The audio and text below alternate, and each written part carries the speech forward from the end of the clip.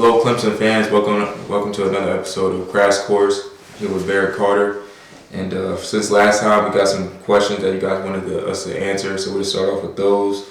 So the first one is, can we talk about defending Coach Riley's version of the air raid offense?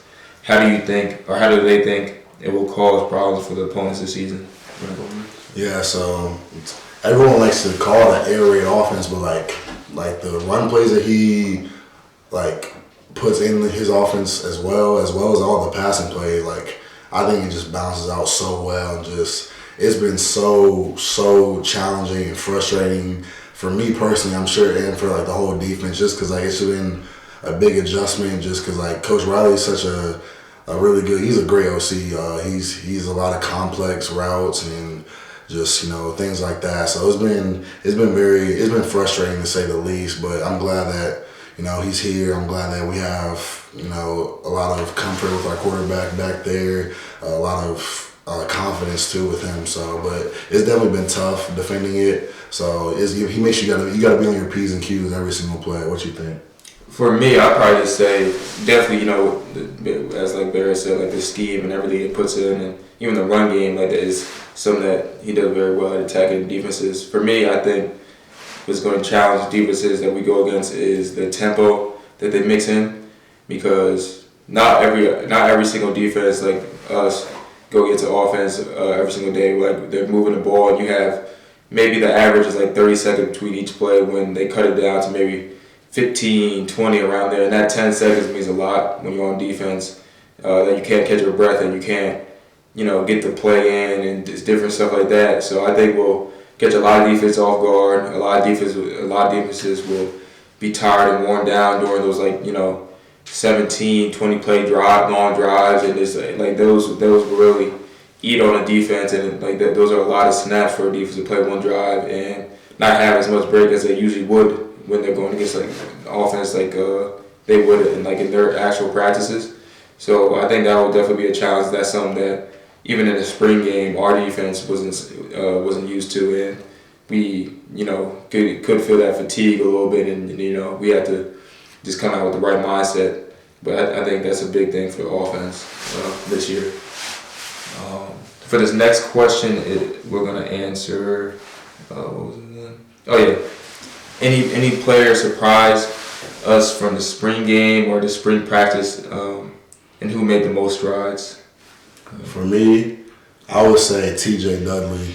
And TJ, I watched him grow. Of course, he's going into his redshirt freshman year, his second year here, but he's just grown physically, he's grown mentally, and you can tell he's just so much more confident out there. And TJ's definitely gonna help us out a lot this year. He definitely showed that he can play and he can compete at the highest level. So I also definitely say that's mine. TJ Dudley, he just took a big stride from last year. So what do you think? Yeah, I definitely agree with that. TJ has definitely grown as a player and taken a lot of strides. For me, I feel like I know I harp on this guy a lot, but Peter Woods, he's definitely grown since he's got here, and not just what he's done physically, but I think mentally.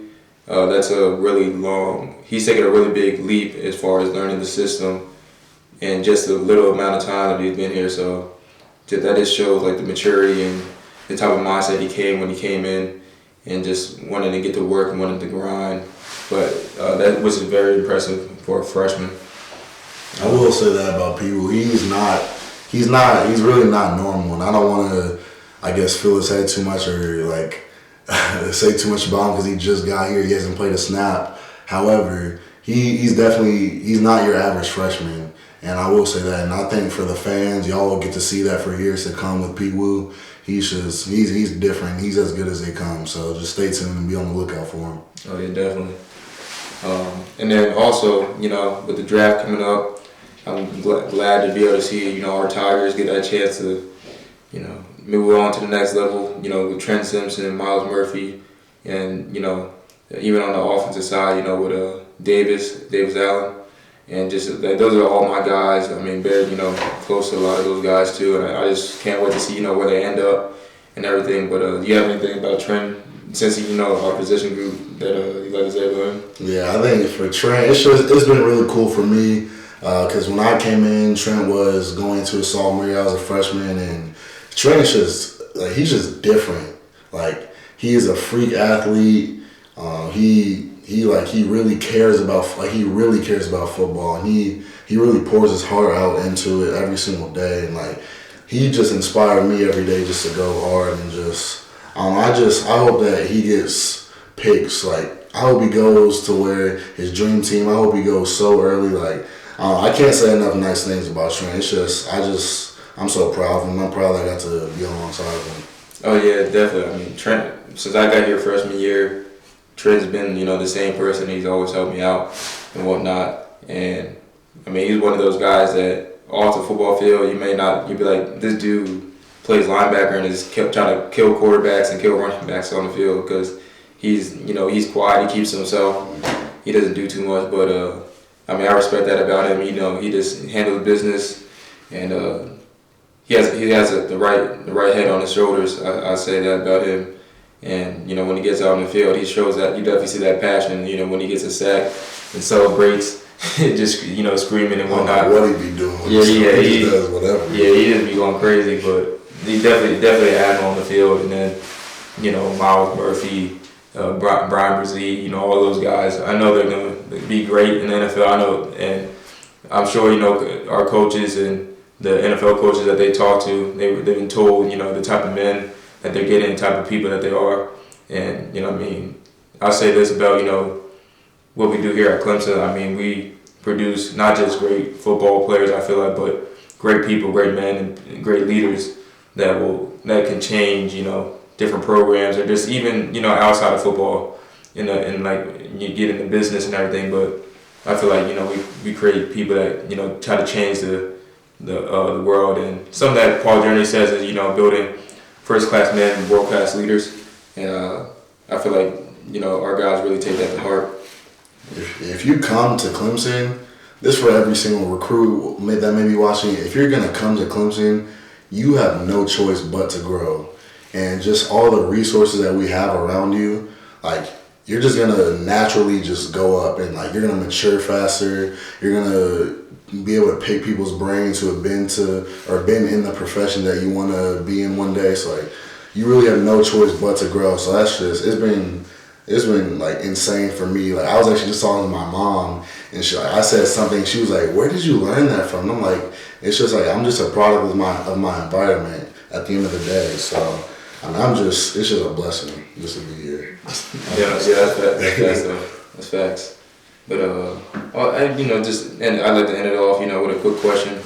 Just like if you could pick, a team that you want to be drafted to, not saying next year or anything like that, but just who would you choose? Dallas. Why is Dallas?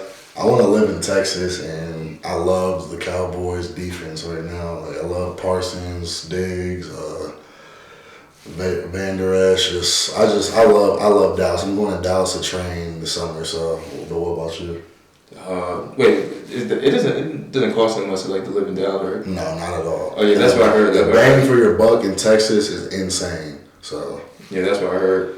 For me, I really don't know. I feel like if I could pick any team, don't say Philly.